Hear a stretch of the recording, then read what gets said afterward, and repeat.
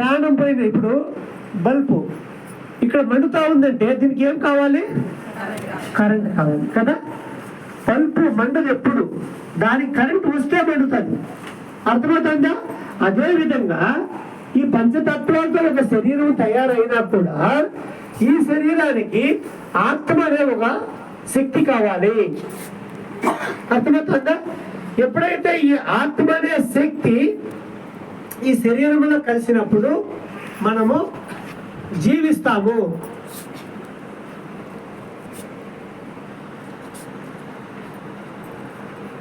అర్థమైందా? ఈ శరీరము ఒక ఆత్మ కలిస్తే జీవితం.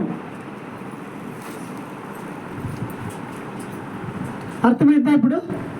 ఇప్పుడు మనం జీవిస్తున్నామంటే ఇందులో ఒక పంచతత్వాలతో చేసిన శరీరం ఉంది, ఒక ఆత్మ ఉంది. ఇప్పుడు శరీరమేమో ఎలా తయారైంది తెలుసుకున్నారు. మరి ఈ ఆత్మ ఎలా తయారైంది తెలుసుకోవాలా వద్దా? తెలుసుకోవాలా? ఎట్లా తయారైంది తెలుసా మీకు? తెలియదు. ఎవరికి తెలుసు ఇక్కడ ఆత్మ ఎలా తయారైంది? వచ్చింది. సరే, వచ్చినాక అది ఎలా తయారైంది తెలియాలి కదా. ఇప్పుడు ఎలా సృష్టి ఏం తెలియాలి కదా.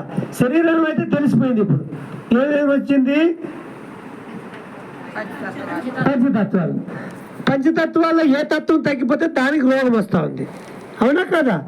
మరి ఆత్మ తయారైతే ఆత్మలో కూడా లోపం తెలియాలి కదా.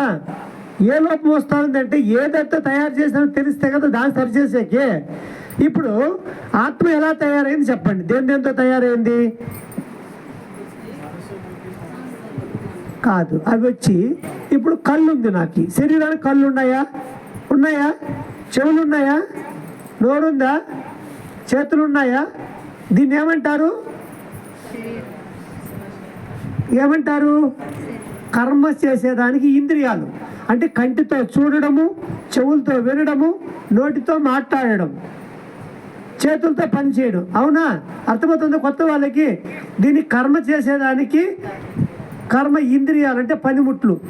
దేనికి పనిముట్లు? శరీరానికి పనిముట్లు ఇవి అంతే. కర్మ ఇంద్రియాలు అంటారు దీన్ని ఆధ్యాత్మిక భాషలో. సాధారణ భాషలో అంటే పనిముట్లు అనొచ్చు వీటిని కదా. పార, గడ్డపార ఇవన్నీ చెప్తాం కదా పని చేయడానికి. అలాగే ఈ శరీరానికి కళ్ళు కావాలి, చెవులు కావాలి. అంటే చెవులతో వింటాము, నోటితో మాట్లాడతాము, కళ్ళతో చూస్తాము. అవునా? ఇక్కడ ఇది వచ్చి ఇంద్రియాలు మీరు చెప్పింది. ఇప్పుడు ఆత్మ ఎలా తయారైంది చెప్పాలి. ఏమేం పదార్థాలు వేస్తే ఆత్మ తయారైంది? శరీరానికి నీరు, వాయువు, భూమి, ఆకాశం, అగ్ని అన్నీ కలిపితే శరీరం తయారైంది. ఆత్మ ఎలా తయారైంది? అది ఇంద్రియాలు. అవి ఇంద్రియాలు. అవి శరీరానికి ఎలా కళ్ళు, చేతులు ఉన్నాయో అలా ఆత్మకి ఇంద్రియాలు వచ్చి మనసు, బుద్ధి, సంస్కారం ఎలా తయారైంది తెలియాలి కదా ఫస్ట్.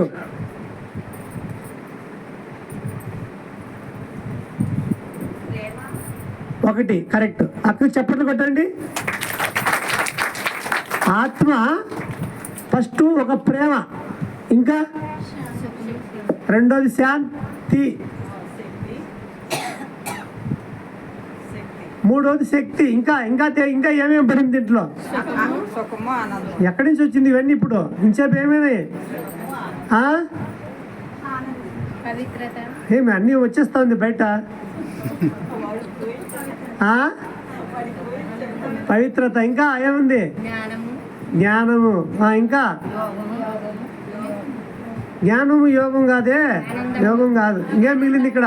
ఆనందము, సుఖము, శాంతి, ఆనందం. అంటే ఒక్క మాటలో చెప్పాలంటే సప్త గుణాలతో చేయబడింది ఆత్మ. చెప్పండి ఒకరు అందరూ నోటితో జోరుగా చెప్పండి. చెప్పండి, కొత్త వారు కూడా చెప్పండి. 7 గుణాలతో ఆత్మ చేయబడింది. 7 గుణాలతో చెప్పండి. 7 గుణాలతో ఆత్మ చేయబడింది. ఏదేది 7 గుణాలంటే జ్ఞానము, ఆనందము, పవిత్రత, సుఖము, శాంతి, శక్తి, ప్రేమ.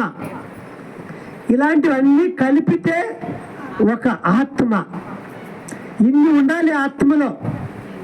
అవన్నీ కలిపి ఒక శక్తిగా చేసి తండ్రి మనకు జన్మ ఇచ్చాడు. ఎలా తల్లి గర్భంలో ఒక పిండం పోయిన తర్వాత ఆ శరీరం పెద్దదయ్యి బయటకు వస్తుందో అలాగా ఆ పిండంలో ఈ పంచతత్వాలు నింపబడతాయి, తల్లి గర్భంలోనే నింపబడతాయి. అవునా కాదా? అవునా కాదా? మాట్లాడండి. అలాగే ఆత్మ కూడా ఈ సప్త గుణాలతో చేయబడింది. క్లారిటీ ఉండాలి, మనం ఏది చేసినా క్లారిటీ ఉండాలి. ఈ సప్త గుణాలతో చేయబడిన ఆత్మ ఎప్పుడైతే ఈ శరీరంలోకి వస్తుందో ఈ శరీరం వచ్చి జడతత్వము.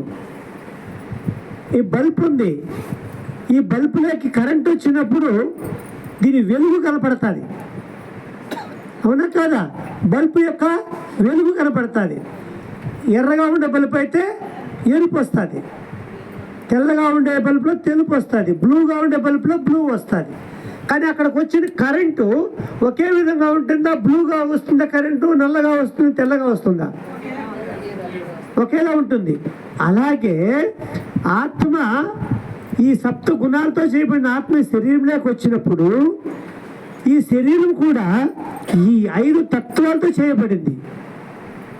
ఈ 5 తత్వాలతో చేయబడిన శరీరము యాక్టివ్ అవుతుంది.